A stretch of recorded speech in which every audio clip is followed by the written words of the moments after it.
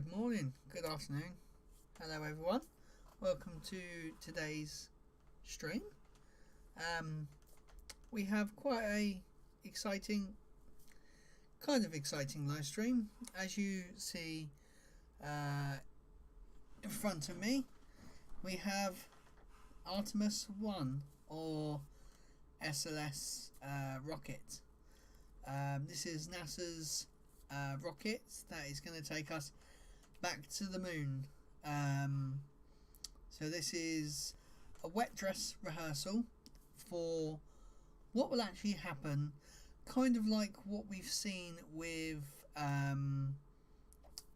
SpaceX with their getting everything loaded up. They literally did last night a wet dress rehearsal. I think it was actually a cryo-proof, so just tested both parts of the rocket all attached together. So yeah, this is a full wet dress rehearsal. So this is filled up with propellants. This is literally all they don't do. They do the countdown, everything, and at T-0 they just stop everything, take all the fuel out, and that's it. It's just like a proof of, you know, what's going to happen. So we are on the NASA website, as you can see, and they have this cool little animation. It's very, very, very cool. That is it there. So yeah, this webpage goes into a bit more detail. So we'll go on, we'll scroll down. So that is right there. That is SLS behind there. That's animation of it, a render. So this is it. So this is the mission. The moon's made of cheese. Well, I don't think it is mine. I think it's definitely rock and dust and all that sort of stuff. So this will be launching from 39B. So the current rockets that fly from 39A is SpaceX Falcon 9, which is cargo and crew capsules. But this is going from 39B, which is basically the one just above it, which I don't think we've seen actually, Martin, going on the tours. I don't think we went to 39B. I know we went past 39A. But yeah, so this will be the first flight since the Saturn V, since the Apollo missions back to the moon. There's actually a really lovely shot of it from the bottom all the way to the top in the VAB. Yes, I have seen Wallace and Gromit. Yes, quite funny. So yeah, it will travel 1.3 million miles. Duration will be for the trip 4 to 6 weeks, which is mad to think that, you know, it takes 6 to 9 months to get to Mars, but it only takes 4 to 6 weeks to get to the moon, which would be mad. Could you imagine just doing like a, you know, little trip out to the moon? It'd be quite cool. Boom. No boom to, well, possibly there could be a boom. We're probably not going to watch the whole thing because I think it actually said that this is going to take up to 12 to 6 hours. And unfortunately, if they'd done this on my day off, I wouldn't mind live streaming the whole day, but I have work. So yeah, it's going to release 10 CubeSats. So they're basically cube satellites. I think actually we worked out that they're about the size of this plastic container. Emotional damage, yes, Rich. But yeah, so the CubeSats are about that big. They cost about, well, I think it was like, what was it? Where's my notes? So 500,000 for one of these to be built, and then a further like 500,000 to 1 million just to launch it. But these CubeSats, if I remember rightly, are going to go and actually be released around the moon, which is crazy. So there's our mission patch, which is cool. So this is the system. So you've got the typical launch abort system, which there it is. So that's basically in case anything happens with the rocket, the crew capsule can be jettisoned off the top safely. So yeah, that's pretty cool. Then you've got the crew module, the Orion capsule.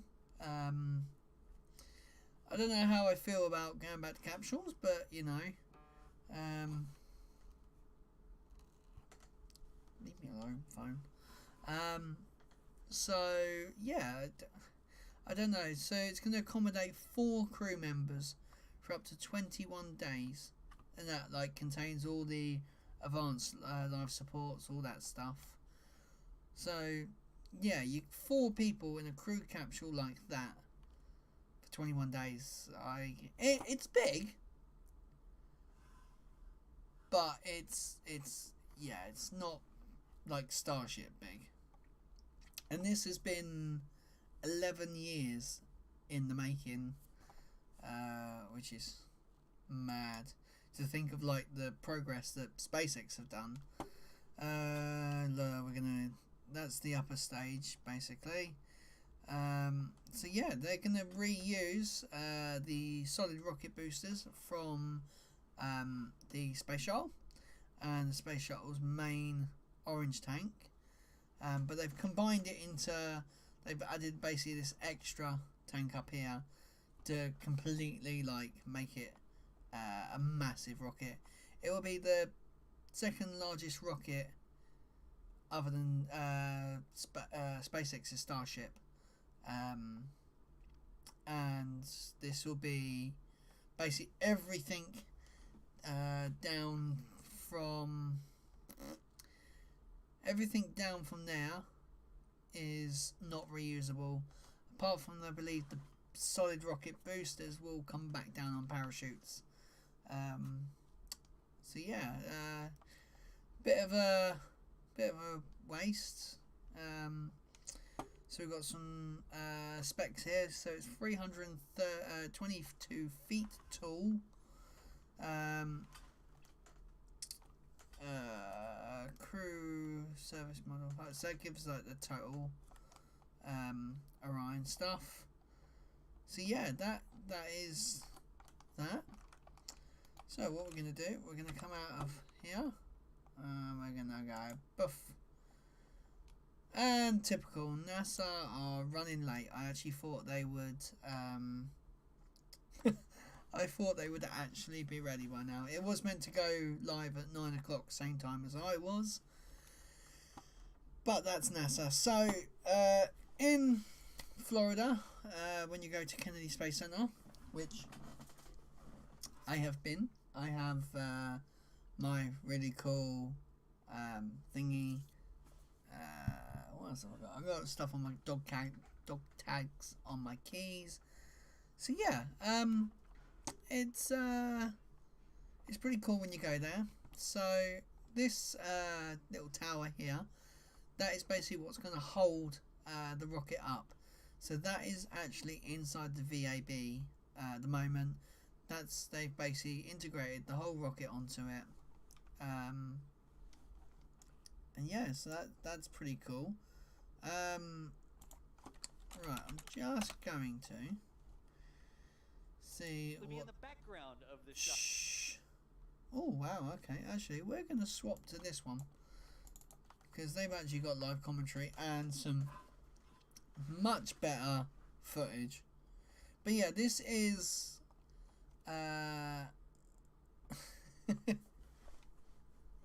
yes, definitely Martin. It's a very large device. But yeah, so we have been round here. It's pretty cool. So I'm going to turn the guys on. That sounds bad. I'm going to put the volume on and see what these guys are talking about now. That's what it's called. When right. we actually place the mobile launcher onto the pedestals at the pad, and the pedestals are bearing all of that weight. So that's what they refer to as hard down at the pad. Then it is a whole slew of connections. The Oh. first thing that they are going to do is connect that mobile launcher to all of the pad systems, including data, electrical, There we go. sound suppression, There. propellant.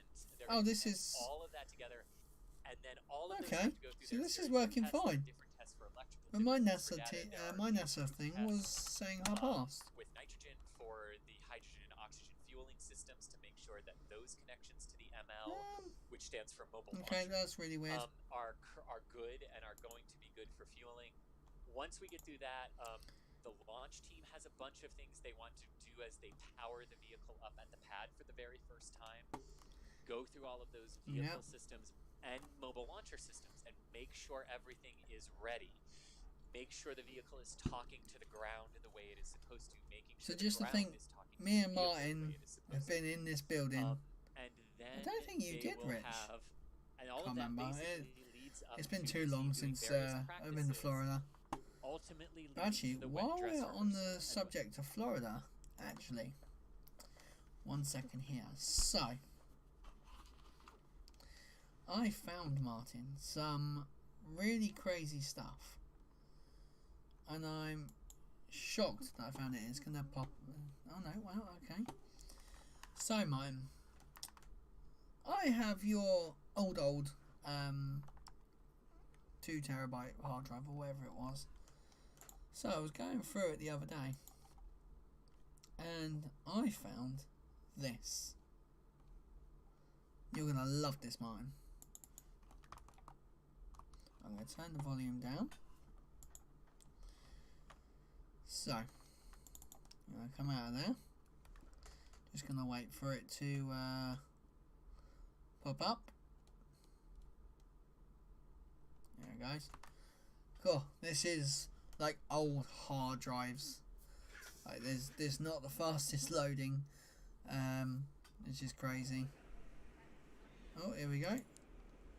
So, this is Hello called. there, I'm currently on the NASA bus doing a tour, and we are at stop 1. This is outside. How beautiful that is. That is iPhone 4 Really quality. enjoying myself at the moment. Our driver's called Mac, and our tour is somebody else. Forgotten the name. But it's really interesting. We've seen an alligator today. An alligator. One more look out there for you. Let me see. Now What a panoramic view that is. So there is Dad, and there is me, standing on the bleachers. Daddy's there somewhere. I can't find his ball cap, so it's very hard to look. Look at the beautiful. So yeah, I found this while randomly scrolling through some old files and clearing out stuff. I'm gonna stay in the bus for the duration of the tour. Martin, you sound so posh there. Like, you don't sound posh anymore. Letting people ask questions. They do try very hard to Yeah. keep everything so, and I mean, it's a beautiful day today. It's a beautiful day. Yeah. Listen to what you say. Yeah. I'm just doing like a video diary sort of thing. A video diary. And I shall leave you. It's a vlog. And be with you in 5 minutes. So I found that, which was awesome. I found that, and I actually found 2 more parts of it. Shot 2. This is me filming because you wanted me to run up there. So that is actually 39B. That is where this rocket is actually taking off from, or where it's going to go. And this is 39A, which is the space shuttle. And that was when the space shuttle with Atlantis was on there. You can see Father there taking his lovely photos. So yeah, so Starship, they are just building the new launch pad at Kennedy Space Center, just here next to that. And they're reusing that tower there You put it on.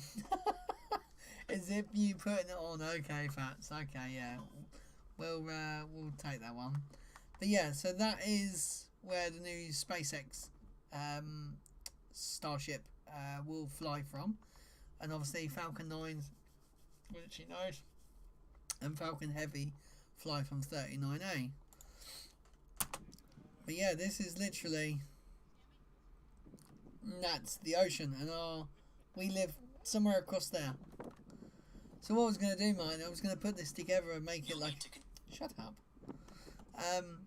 make this like a little vlog for you. I think it'd be quite funny to do for you.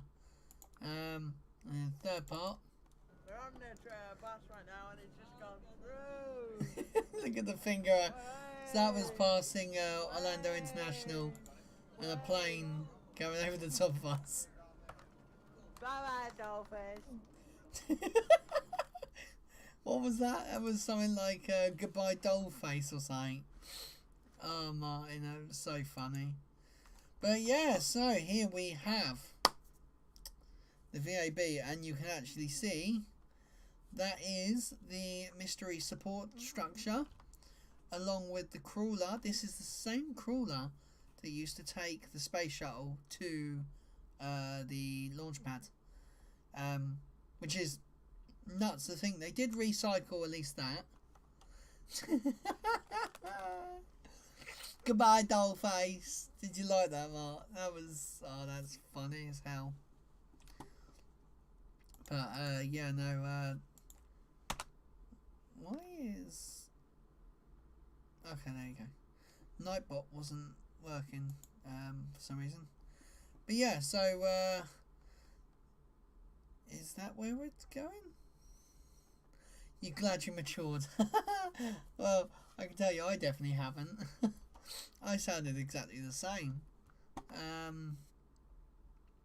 But yeah, so let me see if the NASA one is now going up again.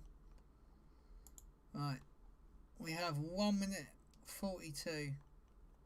So we're going to watch this one. Because this is the official one, and they'll have all the basically everything on there we want to watch, basically. In the meantime, I say me, I have a few drone videos coming out. One very cool drone video where I beat my long distance record on, literally, I think it was when I took the drone out and flew it. It was my third battery, I think it was. Literally never flown this drone before, flown 2 batteries, and it just decided to run it, and I actually beat my record by a little bit more, literally like a couple of meters or so. But I actually did a flip as well at the other side, so I did a mile and a bit, and then I did a trick and then come straight back home. I need to charge batteries up because it is actually meant to be a really nice day tomorrow. Let's just have a look at the weather.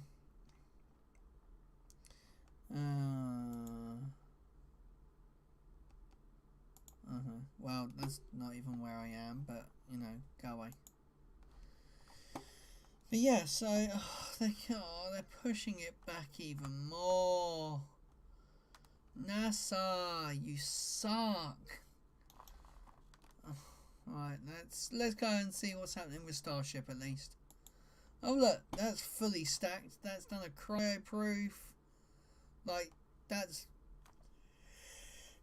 bad. That, you know, that is literally happened last night. Let's have a look at Starbase Rover.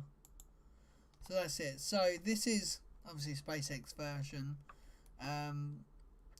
Their rockets will just basically come out on little wagons. They literally look like little wagons, little round wagons. They're meant to fly. No, they're not flying, Mark. They're just doing a wet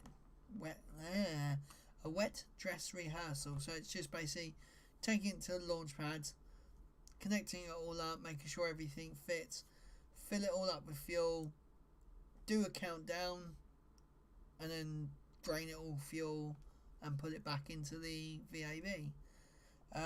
It did say that it's going to take 6... Oh, Starships. Starship is not going to fly. Well, so, I don't want to jinx it. I really don't want to jinx it. The FAA have to the 28th. FAA Star...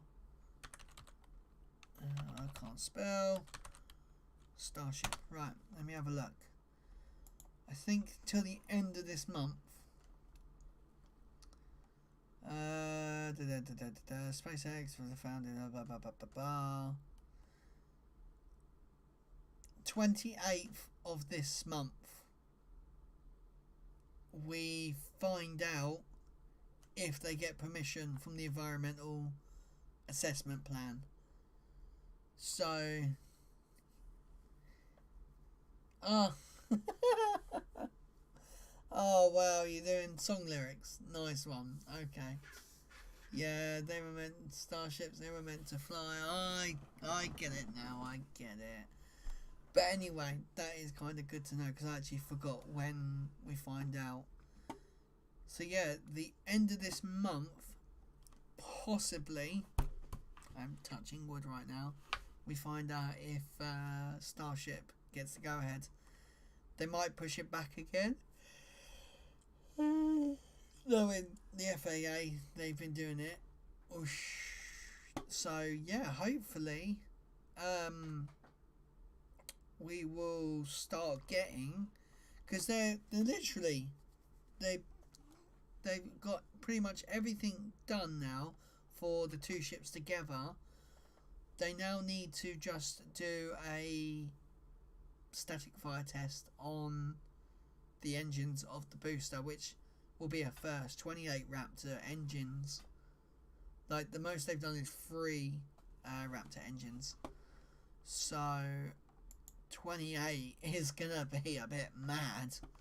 Right, let's jump back over to spaceflight. No, not spaceflight. Oh, okay, we've got testing for the overall system, and this is one. Here we go. Get the dynamic portion.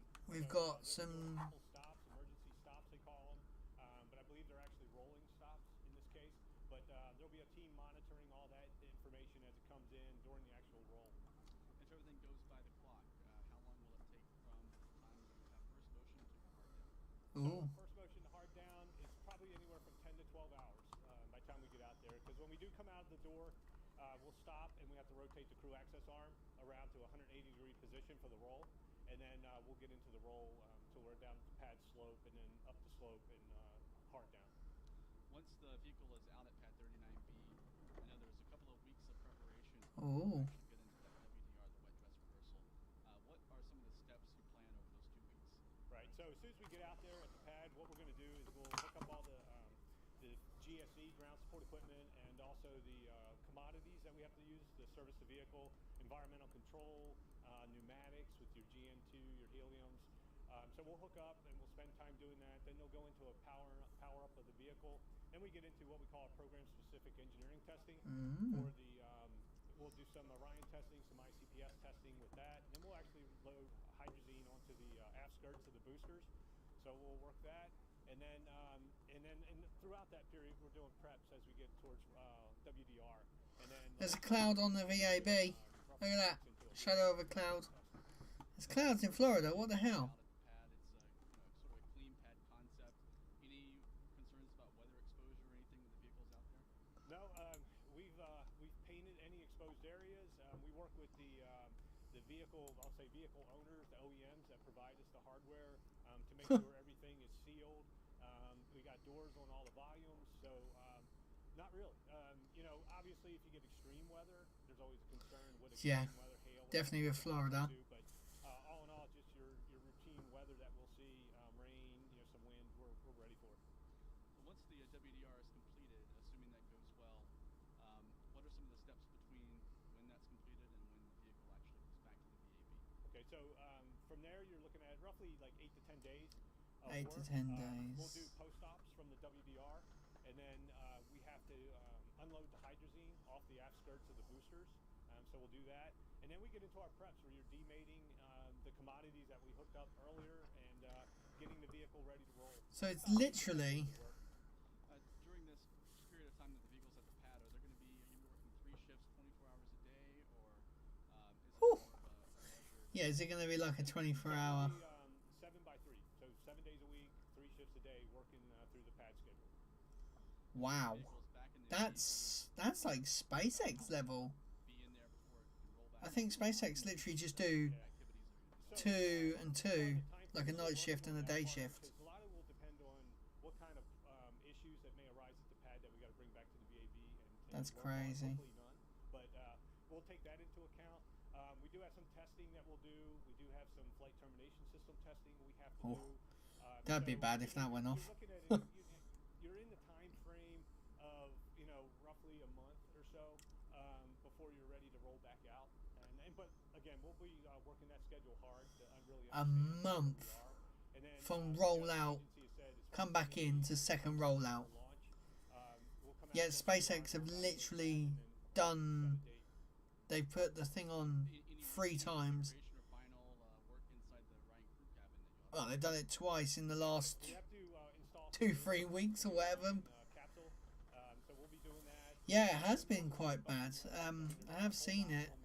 Lots of rain, lots and lots of rain. I think Universal actually got flooded. Area for us at this time. I know, for rollouts, for previous rollouts, I've seen people lay down some things under the crawlerway tracks or have some mementos on board the crawler for rollout. Anything like that for this mission?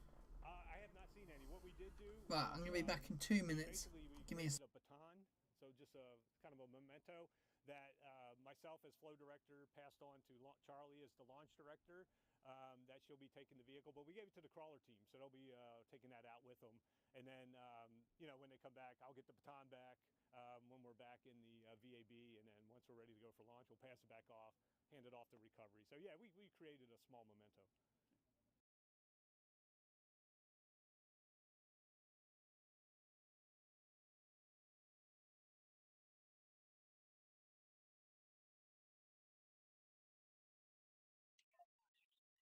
So that was Cliff Lanham. He's the Artemis I flow director from NASA's Exploration Ground Systems Directorate here at NASA's Kennedy Space Center in Florida.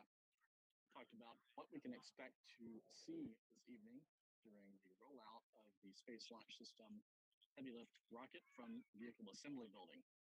You're looking at a live view now inside High Bay 3.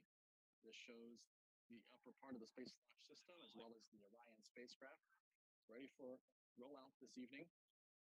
The latest we heard officially from NASA is that the jacking of the crawler transporter has begun. That began around 10 minutes ago, we heard. This allows the crawler and the mobile launcher to be raised up off their pedestals, and allowing the crawler to then begin motion heading east outside of High Bay 3 toward Launch Complex 39B. This trip will last about 11 hours or so. You heard Cliff say there's a little bit of variation there, 10 to 12 hours. That's how long it'll take to cover the 4.2 mile or 6.8 kilometer journey out to the Seaside Launch Complex, Pad 39B. And this is the first time the Space Launch System will have emerged and be visible in its fully assembled and fully stacked configuration. This is the first time the Space Launch System will make its public debut from the Vehicle Assembly Building. This rocket stands 322 feet tall. It's 98 meters, roughly 40 feet shorter than the Saturn V moon rocket that used the same facility, the same Vehicle Assembly Building, as well as the same crawler transporter back in the Apollo moon program. And the Space Launch System is the next generation launch vehicle for NASA's Artemis program, which is aiming to return astronauts to the moon later this decade for the first time since the Apollo 17 mission in 1972.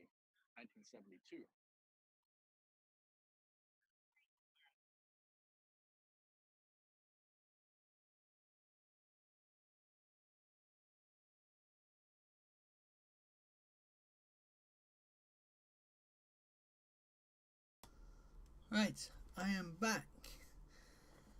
Star Wars at Disney, apparently. Yes, yeah, there's been quite some really bad weather going on lately. So we are going to quickly jump over and see if NASA have their one going yet. Why is my own showing up? So they're still saying 3 minutes 34. There are so many live videos going up for this. It is crazy thing. This it's a good rocket, and I'm not hating on it, but you know, you just go Google and you go cost of each. Oh, there's each Premier League squad. Okay, these are things I've never even read. Cost of each. What is it? SLS. Oh, there we go. So, Boeing is the lead contractor of SLS, while Lockheed Martin is the developer of the Orion capsule. 2012, shortly after SLS was announced, NASA officially estimated that each mission will cost around 500 million. 500 million. That's a decent, cost for a very large, rocket. But now we're looking at $4.1 billion per launch. And then, where is it? So this was last year, 1.55 billion. I need to find some updated stuff. I know Wiki's not exactly the best place to go.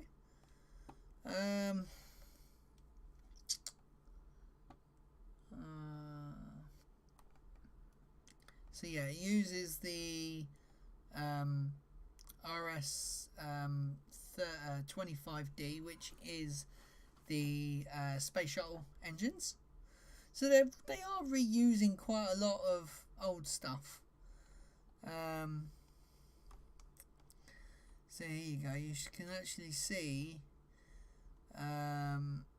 they've actually been getting a lot more funding since 2011.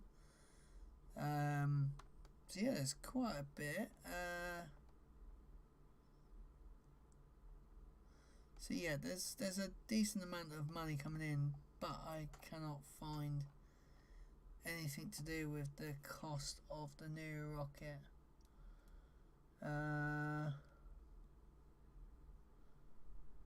So Boeing's core stage, which is the big yellow part, which is big yellow, it's orange. This part here is 40% of the cost of the whole thing. No, I'm sorry, but that shouldn't, cost that much. Surely, but yeah, there's all these different types of SLS they're gonna do.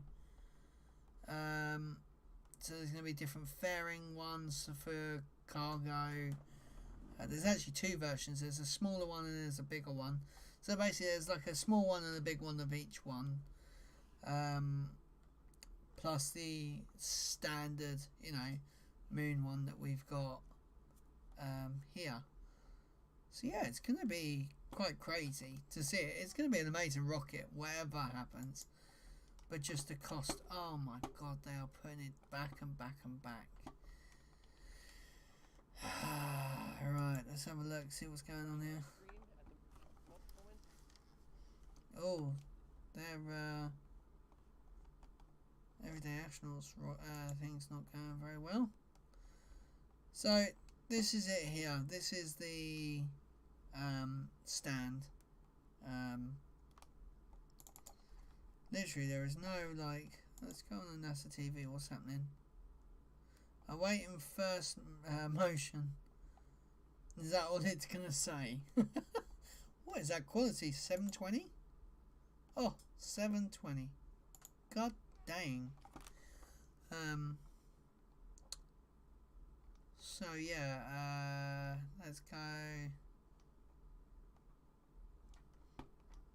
back here. We'll find a decent stream. I think it was Spaceflight Now. There we go. There one. Oh, okay. We'll go NASA Spaceflight then. There we go. Created was So a we get countdown there. clock, like there was the old school clock with the light bulbs and stuff, and now there's a new multifunctional display or whatever. What we refer to it as There we go. multifunctional display device. That is also a clock. That is Oh, so a they're talking clock. about Well, it's one of the functions it can do. countdown timer. Exactly, a clock. It can show you the time or the countdown. Let's see here. This is Rough Rider crazy. Joe says, thank you, Chris G and the crew for rolling out. Will there be good views of SLS sitting on Pad B from Playa Linda Beach? Obviously not for launches. After it makes it out there, how do you think the view from Playa Linda will be, Chris? Yeah, the view from Playa Linda, if you want to go out and you want to just Playa Linda, basically where? see, like, That's this is the further tower. down. There, you're going to see the tower. The unfortunate thing from Playa Linda is that the mobile launcher tower Right, itself we're gonna is move to a large, different all of the direct views of stream. SLS itself. See if I can find something and then the else. other thing you're going I to think SpaceX Now, Spaceflight Now. See, it kind of looks like it's moving from this distance, but when you then check, there's so many. Like Everyday Astronaut, what's he up to? The ultimate. But today we're going to watch this thing roll out, go right past us, and Nice. data's bad again. Yeah, you guys may or may not hear me right now. It's We hear him. His stream's having a... Starlink up here. Yeah, Starlink at Kennedy would be awesome. It should be. Right, so we're gonna stick to one. So yeah, basically, they're pushing us back and back. It's now 10 o'clock. We've got 10 minutes. Okay, we will go till 10 o'clock. If it goes further, then I'm gonna have to call it quits because I've got stuff to do and I've got to get ready for bed. What am I gonna go for? Let's go Spaceflight Now. Oh, has that got more of it out? I don't know. I think there might be more. Let's have a look. So yeah, this is mental that this is happening. That's SLS rollout. Let's go to NASA's website. Literally, the first, none of the pages on Google when you type in NASA SLS rollout. Oh, Artemis, it's coming out. the twin sister of Apollo. Here it goes. We are returning to the moon. Artemis I will be the first flight test of each of these components. United together, the twin sister of Apollo is the first of Artemis's There we go. arrows, We got it. capable of ushering in the next chapter of human. Oh. There we go. Artemis I will be the first flight test. Here of we each go. of these components. Yes. I knew moaning would make it work. Oh, This God. is the first of Artemis's arrows, Yes. capable of ushering in the next chapter of human lunar exploration. Oh, awesome as well. Bloody Each time. component playing its part in a grander effort. Look at that. We, the people of the Artemis generation, all around this beautiful world, will bear witness to what we are capable of. Together, There it is, 39B. Artemis. I do like the name of it. The name is pretty sick. Good afternoon, and There welcome she to is. the iconic Vehicle Assembly Building at NASA's Kennedy Space Space Center Center. in Florida. I am Megan Cruz, and today you will witness history in the making. That right there is the world's most powerful rocket, NASA's Space Launch System, or SLS, and on top, the Orion spacecraft that will return us to the moon. We are reigniting our passion for discovery today. Is the by audio rolling okay this for you guys? Can integrated you system hear it all out fine? the VAB Let me know in for the first chat. time ever. That roll started just a few seconds ago, and now both SLS and Orion are headed to historic launchpad 39B for a critical test that will help determine if we are ready for Artemis I. Artemis I 1. is an uncrewed test flight of SLS, Orion, and the ground systems here at Kennedy. If all goes well, Orion will orbit the moon farther than any of the Apollo missions before it. Oh yeah, it's going at a higher... We'll have astronauts on board when it orbits the moon, and then Artemis III and future missions will land the first woman and person of color on the moon's surface. Oh yeah, they're gonna The last time a do person that. stepped foot on the moon was Forgot about 50 that. years ago for Apollo 17. There you go. And that was the last Saturn time a V. bound rocket left the vehicle assembly building. That's mad. Look at it. Now close to 10,000 people have gathered outside the VAB to see today's rollout. Wow, look at that crowd. 10,000 It people. sounds like an easy operation rollout, but really it's Oh, actually, yeah, not look at it. Yeah, you... team.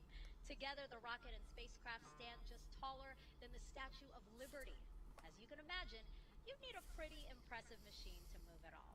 And that's the Take a crawler. look at your screen. We're going to show you what we call the crawler, because it will slowly. This is and very, carefully very crawl slow. SLS and Orion the 4 miles to the launch pad. It's that piece of machinery you see on the bottom there carrying all of that. I'm mad. 4 miles to the launch pad. Estimated arrival at the pad is 4:30 a.m. tomorrow morning. So again, 11 hours from now. We are taking 11 hours. Whether you're here in person or with us virtually, we are so glad to have you here. Literally, to celebrate 11 this hours to historic make it 4 moment. For the miles. next hour, we will have Grammy Award-winning artist Eddie Vedder with a song that honors the Artemis That's mission. mad. You will also And that's hear from NASA's control administrator. center just below But here. first, I'm excited to introduce the It's University of awesome. Central Florida's Jammin' Knights to perform our national anthem. Here we go.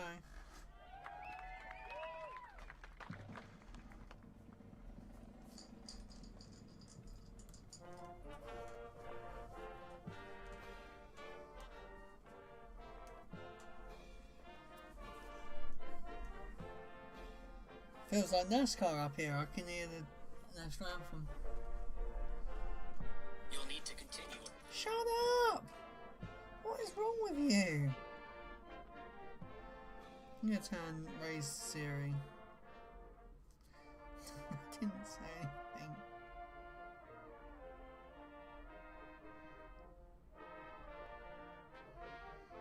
There we go. I've turned it off. Banner away for the land of the free and the home of the brave. Look at that. World's largest painted American flag, and there's an eagle in the background. Look at that. Woo! I don't know what it is, but this 720 is killing me. I can't believe NASA, of all people, who sent people to the moon, can only live stream in 720. That's so funny. And they've...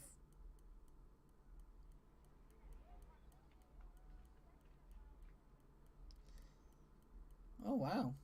Okay. Where's that coming from? Is there a helicopter? That's got to be from like a helicopter or something, or like a blimp. Surely. Returning to the moon is a multinational Look at that. ambition.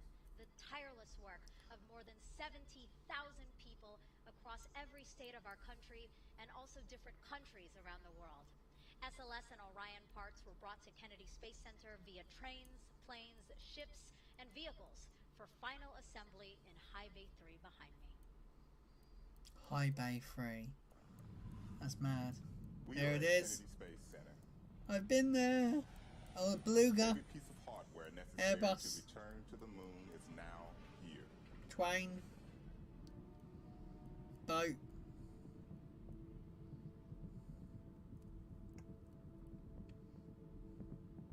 They are being assembled, stacked, fueled, and primed for flight.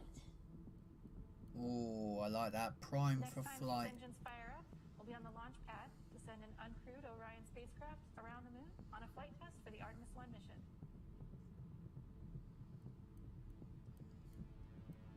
Oh, the squiggly line NASA. It's been a The journey worm of NASA. 1,000 miles from factory floors all across this country and around the world to here.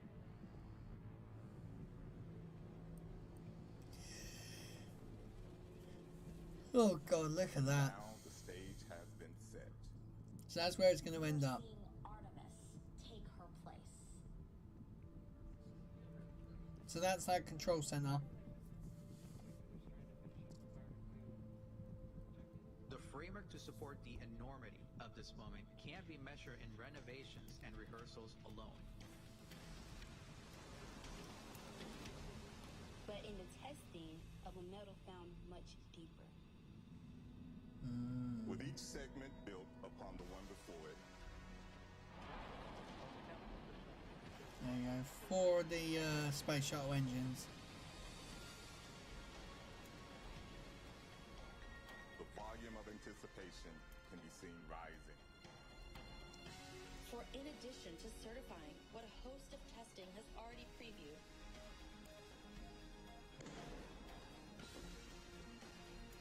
Oh wow, they actually chucked it out of the And liftoff.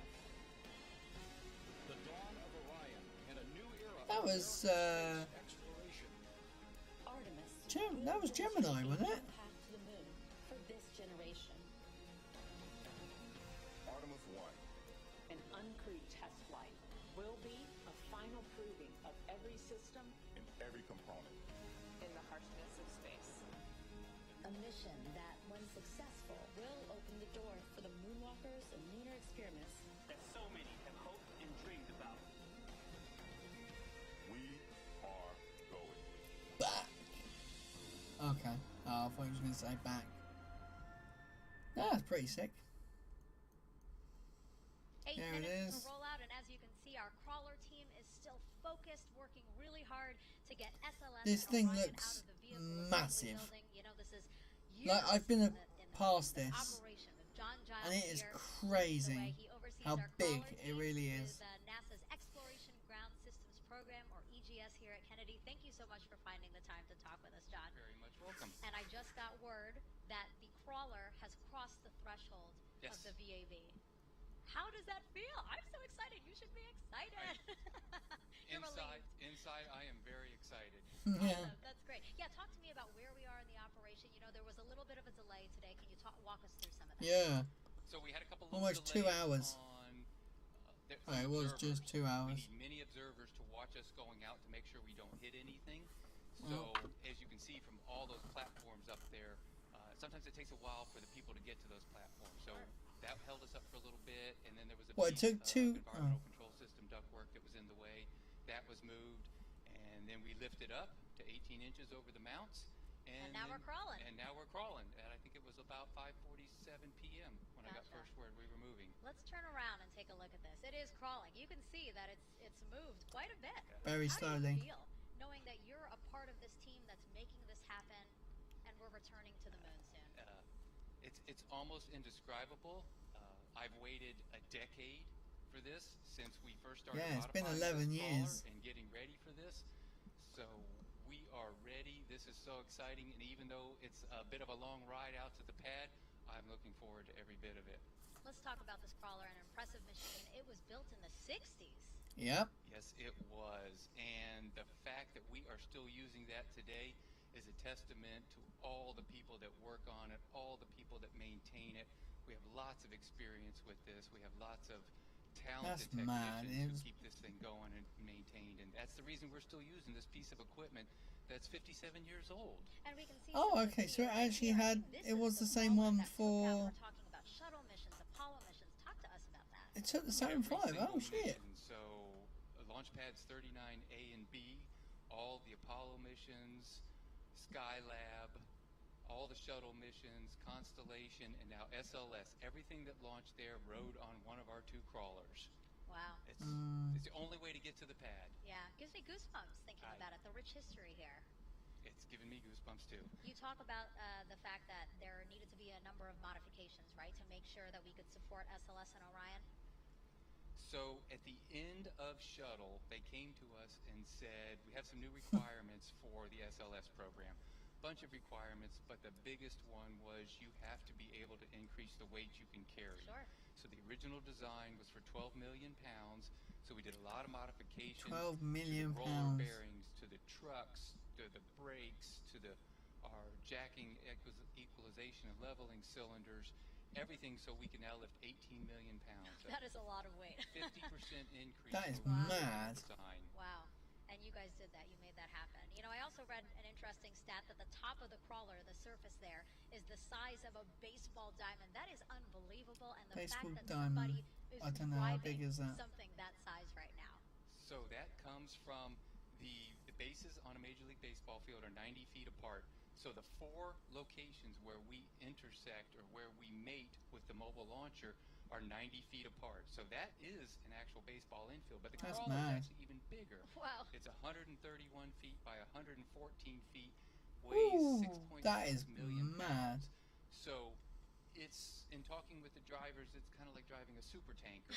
Yeah. It doesn't stop fast, it doesn't move fast. You have to think way ahead when you're going to make turns, and everything is just, we need a lot of people to do that. Challenging. And a lot of people have many different jobs to make sure an operation like this goes according to plan. Can you talk to us about some other jobs? So other than the drivers, we have engineers that are monitoring all the systems in the control room. We have technicians, electrical technicians, mechanical technicians, diesel technicians, mechanics. We have logistics personnel in case we need parts.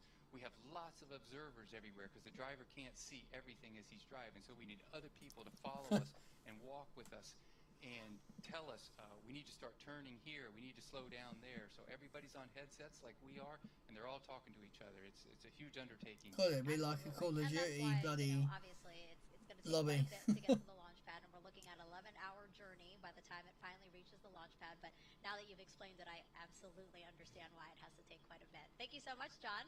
You're very welcome. Good luck with the rest of Rollout. I can't wait to see it on the pad. Thank you. Now, the Artemis program is named after Artemis of Greek mythology. She was Apollo's twin sister and the goddess of the moon. Artemis I will build on the achievements of those who came before us and create a permanent presence on the moon and inspire our next giant leap to Mars. We are going. Yes, we are.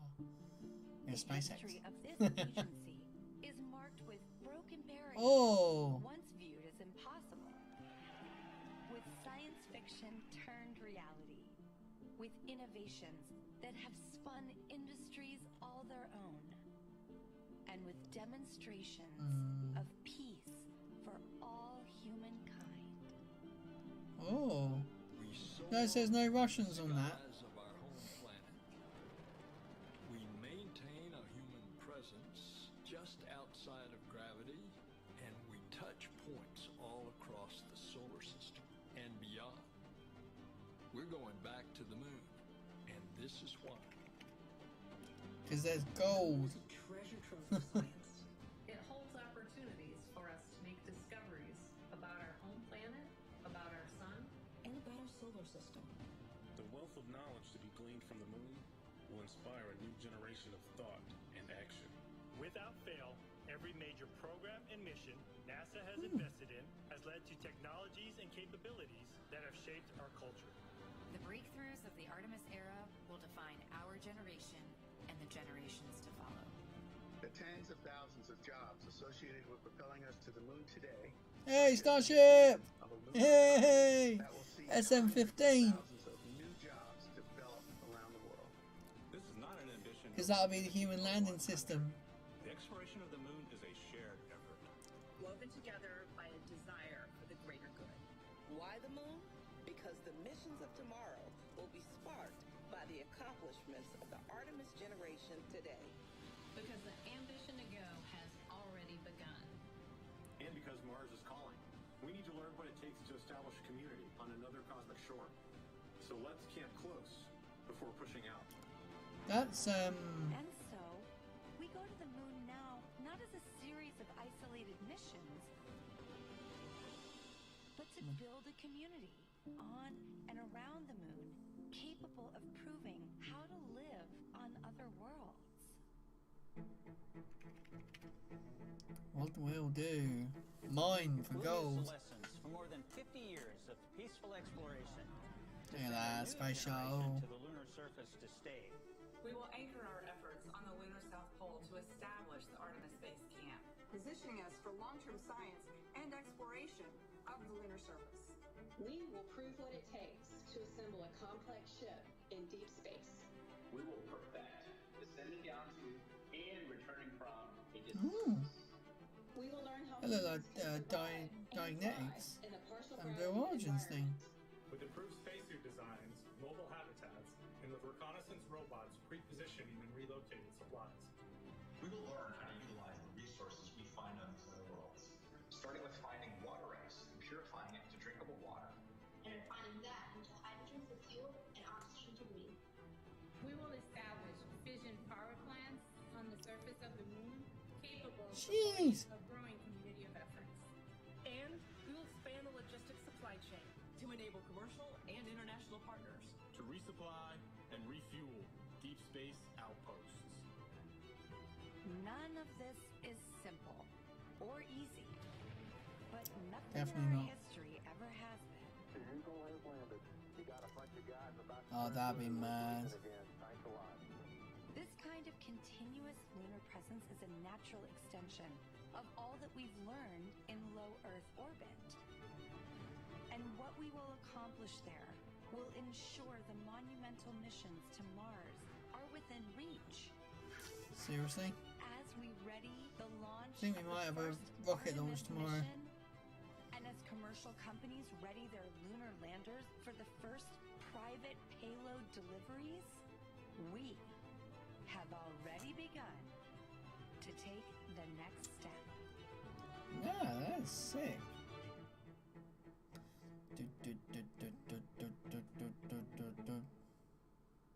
I like that, that's good.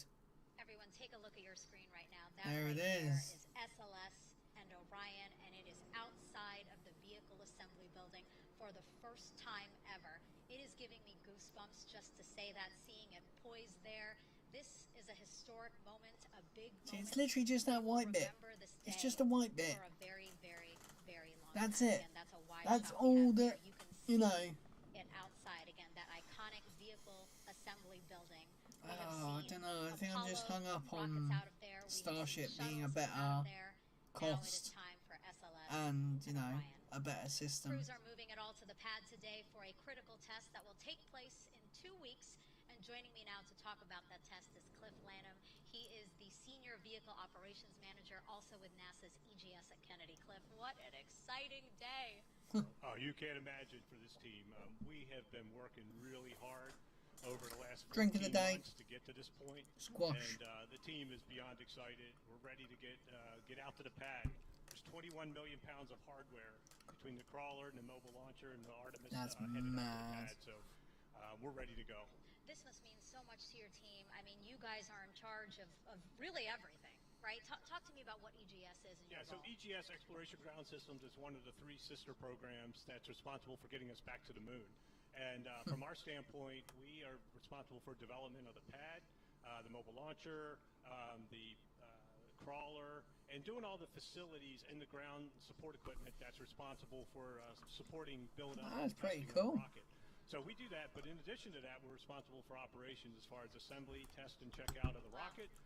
We also are responsible for launching the rocket, and then we're also responsible for recovery of the crew module out in the Pacific after splashdown. That's a lot. So this is the start. What would be mad if you've seen it just That's wonderful. fall over in the background? Oh, that would be heartbreaking. Oh, absolutely. 39B, actually, it's where Apollo 10, the precursor for Apollo 11, the first moon landing, started.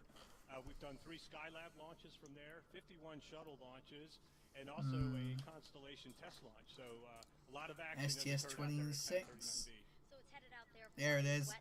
And it used to go like that. It used to go up that way. Wet dress rehearsal is a major test for us. And into a roll and behind. Over 700,000 gallons of propellant, liquid hydrogen, liquid oxygen into both the first and second stages, so the SLS and the ICPS in this As the countdown timer, the team will run through a I've seen that. So they'll start about 8 hours prior to what is called T0, and they'll actually go through their procedures for a countdown. They'll get down below a minute, and they'll recycle that count to practice that as well, up to 10 minutes, and then they'll count back down to less than 10 seconds when they'll stop the test, and that'll be the end of the test, drain the vehicle, and evaluate the information and see how we did. Yeah, so you guys have to have a successful wet stance right before we can announce a date. His belt buckle, he's moving his hips like this. So what they'll do, they'll spend a week or He's two going side to side. They'll know pretty soon during the test, hey, we're meeting our objectives. But it will take probably 1 to 2 weeks before they'll be ready to say, hey, the test is fully successful and we're ready to start thinking about setting a launch date.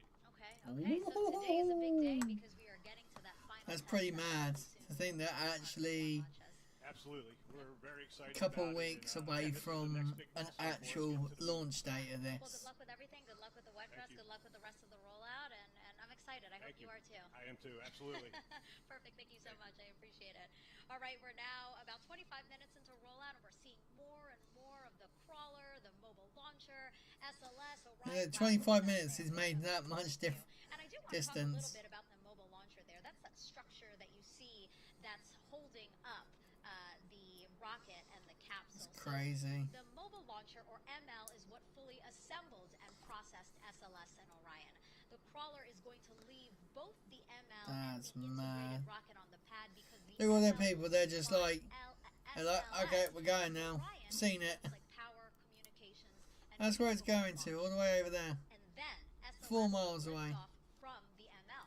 And when we fly crew on later Artemis missions, they will use a walkway called the crew access arm on the mobile launcher to get into which Orion. is that part there. Now, like the crawler, there are a lot of people on the mobile launcher right now. There are about 65 people allowed to be on there during this operation, and they'll go on and off as needed. People like engineers, technicians, safety personnel, and the 2 elevators on the ML, this is really interesting, they will be turned off for this operation. So if anyone needs to go to the very top there, that is going to be quite the walk. Dude, that's crazy. All right, how about we check back in with the crowd outside? You know, we had some rain yesterday, but luckily the weather today is gorgeous. It was gorgeous here in the UK. It was really nice. Many people excited to witness this historic rollout. Again, I'm told nearly 10,000 people are out here, many of them Kennedy Space Center employees with their family and friends.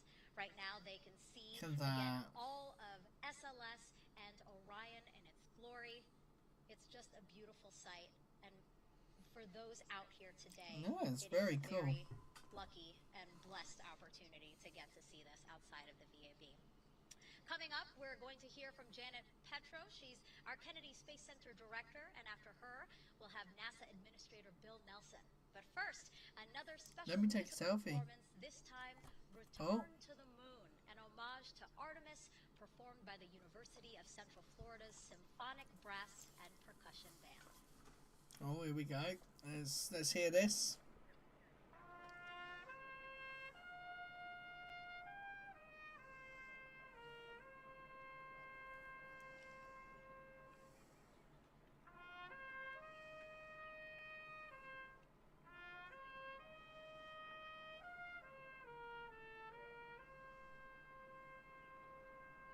Not bad so far.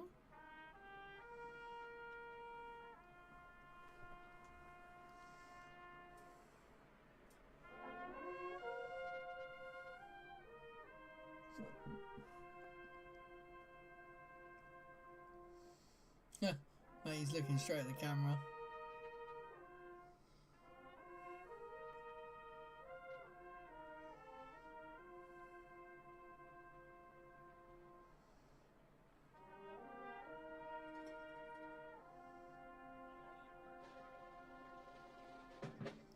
Oh, there's drums.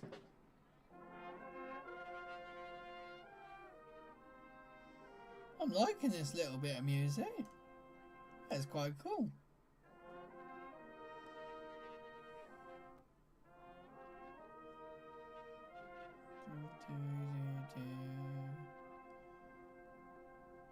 Dum dum.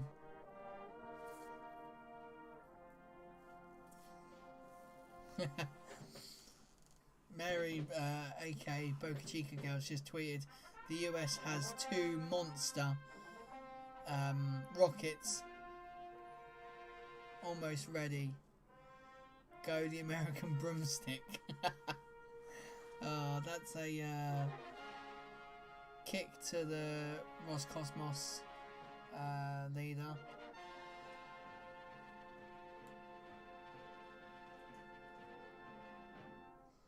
That is pretty cool, I have to say. There's an eagle soaring above. They got a light on the side of the rocket booster. Or is that just me seeing things?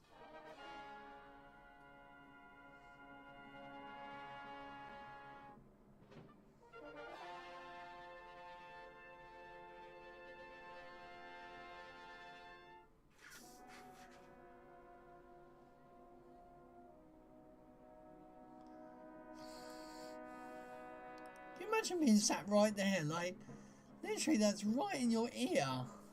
Dun, dun, dun, dun, dun, dun, dun, dun, dun.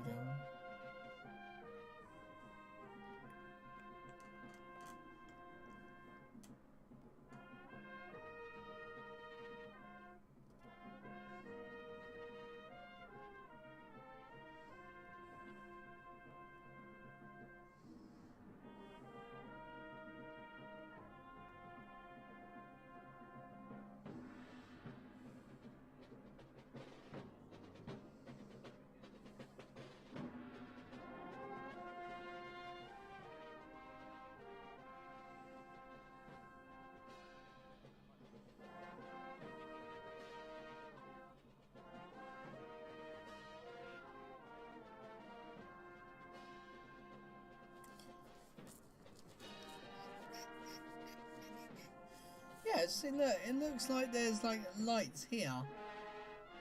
Because it's fully in the shadow of the VAB.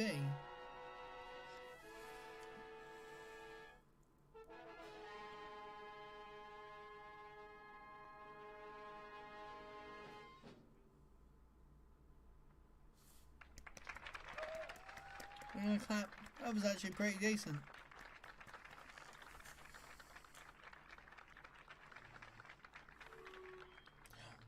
There's the old buses. Well, good evening, Kennedy Space Center. Thank you all for joining us for this historic event, and I think an emotional event for a lot of us out here today.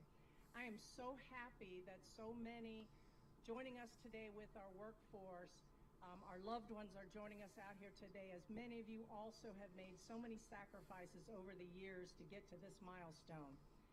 This year, Kennedy Space Center celebrates 60 years supporting America's space program. And as we're taking some time to reflect on the 6 decades of science and exploration, it really seems fitting that we look ahead, celebrate this milestone, our first step to returning to the moon.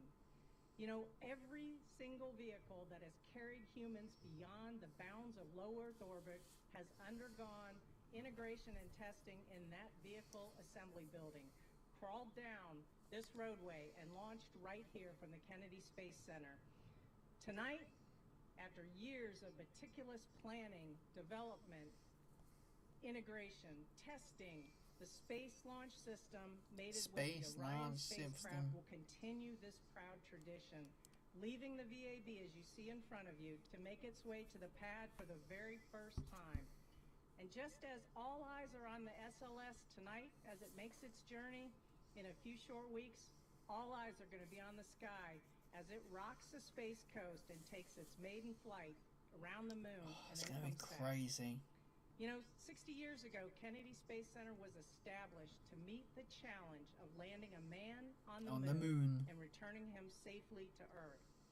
Through Artemis, we will see the first woman and the first person of color on the lunar surface. We'll develop and implement the science necessary for a long-term human presence in deep space, and we will utilize this knowledge to prepare for future human missions to Mars. Today we honor that legacy for those who paved the way before us, and as we blaze a new trail and contribute to a new chapter in our history of our nation and of this agency. It's now my pleasure to introduce you tonight to someone who has served in public office for over 4 decades, first in the state legislature, then as a U.S. congressman, then as a state treasurer. He was elected 3 times to the United States Senate and represents my home state of Florida for 18 years. And in 1986, he flew on the 24th flight of the space shuttle, where he served as payload specialist on STS-61 aboard Space Shuttle Columbia. His passion and his commitment to the agency and its mission are helping NASA to continue to advance the frontiers of knowledge and exploration. So please help me and join in welcoming our NASA Administrator, Senator Bill Nelson. Oh yeah, because there's a new person in it now. The other one stepped down. Ladies and gentlemen, the world's most powerful rocket ever, right? Nope, wrong. Starship will be more powerful. And it's back to the moon and then on to Mars. And Starship's going straight to Mars. Let's hear it for the musicians at the University of Central Florida. They were pretty good. Why is there a UFC drum there? Shout out to the more than 24 members of the crawler transporter team. They are transporting SLS out to the launch pad, and the team is led by Bob Myers, who is at the Bob Myers. Across the nation are sacred sites that capture the spirit of American character. And one of those places is right here, the Kennedy Space Center. At these launch pads, remarkable individuals achieve unthinkable things. And 60 years ago, an American pioneer propelled upwards to the heavens from Launch Complex 14. And that legendary explorer is John Glenn. John Glenn. Spacecraft, Friendship 7, orbited the Earth 3 times. And now it's just like nothing now. The space program went full throttle. It gave way to the Apollo generation. That generation not only landed the first humans on the moon, it provided the spark that fuels today's multi-billion-dollar satellite industry. It encouraged young visionaries and kicked off a technology revolution. The modern computing era is one example. Yep. Without the space program, this would have taken a lot longer to be developed. Phones, literally, it's crazy. Today, a new generation, not the Apollo generation, but it's the Artemis generation, is preparing to reach new frontiers. This generation will return astronauts to the moon, and this time we will land the first woman and the first person of color on the surface to conduct groundbreaking science. NASA's Artemis program will pave the way for humanity's giant leap. Future missions to Mars. There's no doubt that we are in a golden era of human space exploration, discovery, and ingenuity in space. And it all begins with Artemis I. The Space Launch System is the only rocket capable of sending humans into deep space. Wrong. It's the most powerful rocket in this the is it's not. They're not. It will produce 8.8 million pounds of thrust. Yes, and Starship will be more. About 240,000 miles to the moon.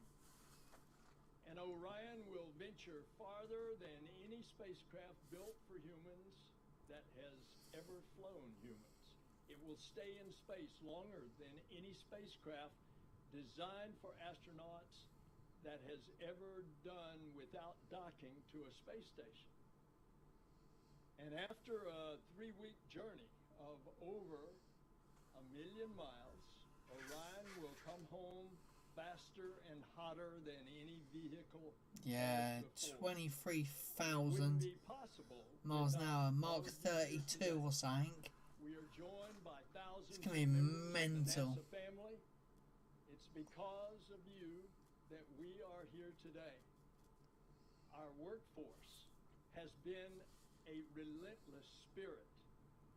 We imagine, we build, we never stop pushing the envelope of what is possible.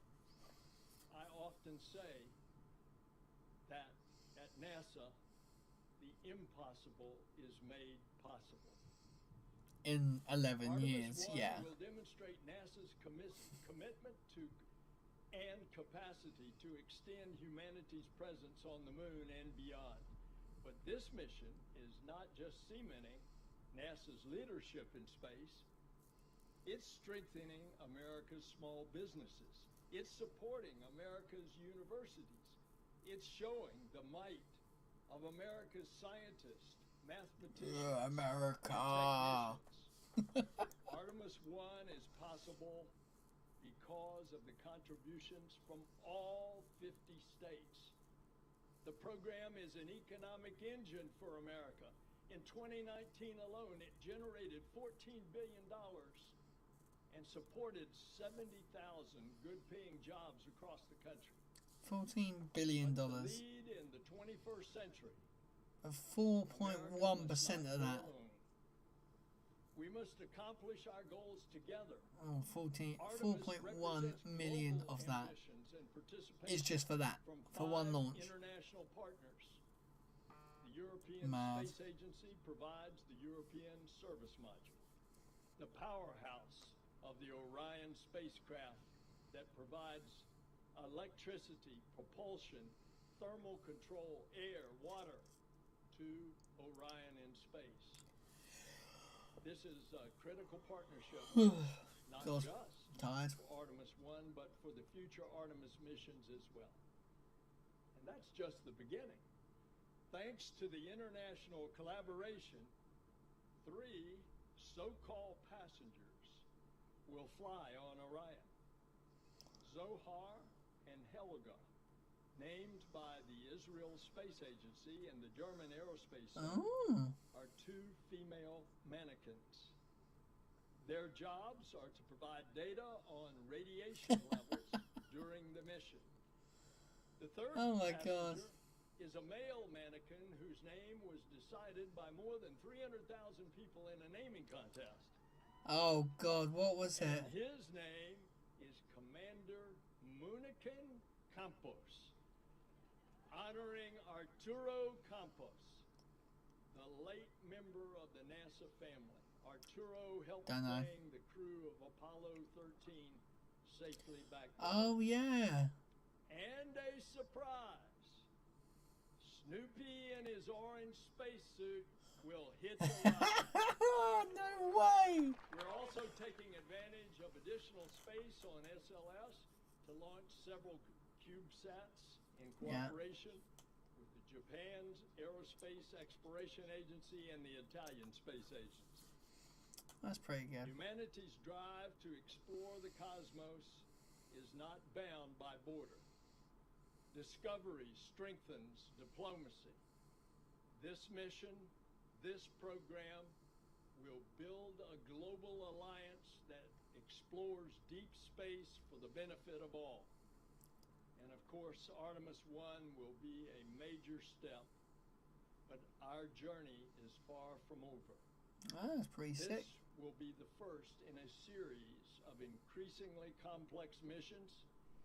In 2024, for the first time since Apollo 8, 2024. astronauts will return to the moon on Artemis II. So they're saying 2 years for Artemis II. Will fly in lunar orbit, venturing farther into space than any humans have ever before. And these are not a series of isolated missions. Each will be a groundbreaking complement and component to build the presence on and around the moon and eventually beyond. And none of this is easy. Nothing NASA dares to achieve ever is.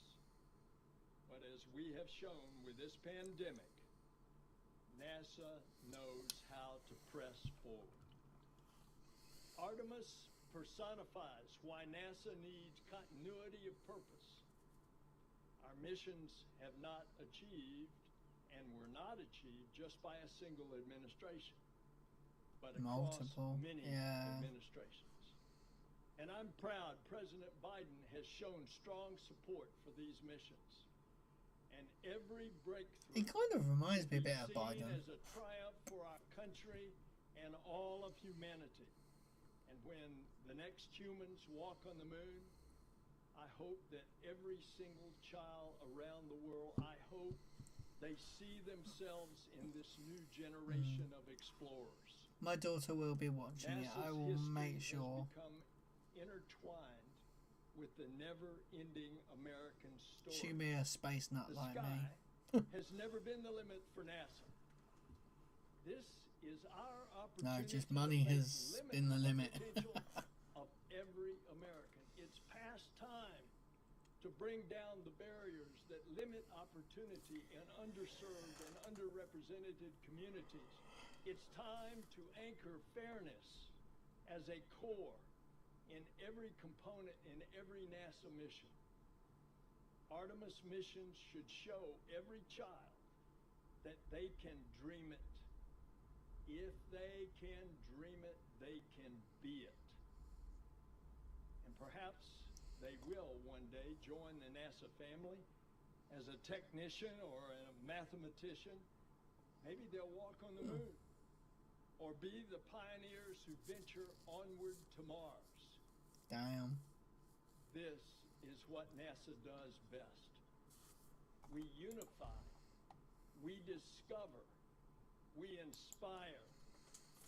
And from this sacred and historical place, humanity will soon embark on a new era of exploration. Aboard this spacecraft will be a flash drive. The other side. It will hold the names of over 1 million individuals from around the world. That flash drive will contain my name's on there. It will represent our my name is on there. I've signed my name. The child who imagines themselves soaring in the skies. The student who burns the midnight oil at the library so they can build a rocket and a spacecraft like this one. The NASA employee who gazes up at the moon every night, knowing that their work will soon return humankind to the lunar surface. And when this monster rocket lifts off, it will carry all of our greatest hopes in the heavens. Every single person who dreams of discoveries will see many more in our lifetime. I want to thank all of these workers, the whole space team, the family of NASA, and may God bless you and the Artemis to the moon and then to Mars. God bless you. And we'll give that a half clap. They just downright refuse that there are any rockets more powerful than their own. cheaper, more powerful rockets as well, more reusable, you know. Well, I think we'll listen to this band, and then I am going to end my stream, because it is just gone 10:30, and I need to put some washing on and then go to bed. So I have the last day of work tomorrow, which is bloody brilliant. Nice 5 days off. Might be doing a live stream Monday or Tuesday, possibly Wednesday, for probably a spaceflight simulator game, as I haven't done that. What I do want to see is, I saw something about a rocket for tomorrow. Oh, okay, 3:30 AM Saturday morning. I ain't gonna be able to get up for that one, but that's fine. We can do a thing on that. That's absolutely fine. So what I'm gonna do, I'm just gonna make sure I have stuff in my bloody calendar. There's no me. I never have anything in my calendar and I forget stuff. Right, so the next major rocket launch is Transporter 4, and that is April 1st. I'm working. I know I'm working. It's Friday. And it's at 5:24. I ain't gonna be able to see that one either. Dang it. They are celebrating what you see there on your screen. We Okay, so there's just a Falcon unveiled 9. our brand new moon rocket, which you see right there, poised outside of the vehicle assembly building for the first time ever. Woohoo, right? So I'm very, very excited 3rd about of it. April. NASA's Space Launch System, or SLS, is the most powerful rocket in the world, and sitting on top is the Oh, I could do that Orion one. capsule That's that good. will fly us back to the moon. The last time a moon rocket rolled out of the VAB was in 1972, 50 years ago, for Apollo 17. Once Artemis I proves we are ready to put humans in Orion, this person right here may be one of those astronauts. Lucky you, Victor. Victor Glover, everyone, thank you for being here. Thanks, Megan. It's great to be here. How do you feel being here? Let's take a look right here. This rocket's almost out of view. It's on its way. Right. It's going. That's what So, we're here for. we are whiny Elon. Yes, I am a whiny Elon fan. I am. All the folks who worked hard to make this a reality, and I'm here. But they just refuse the, you know, they say their rocket's the best, but it's not. We know it's not. All it's done is tested the engines. That's all they've done to it. They have no idea if this is going to work. It might blow up on the pad. You never know. But yeah, so what we're going to do, we're going to end the live stream now, because I am knackered. Yeah, so what we're going to do, yeah, so thank you very much for watching, everyone. I'm Lee. Fly safe, land safer.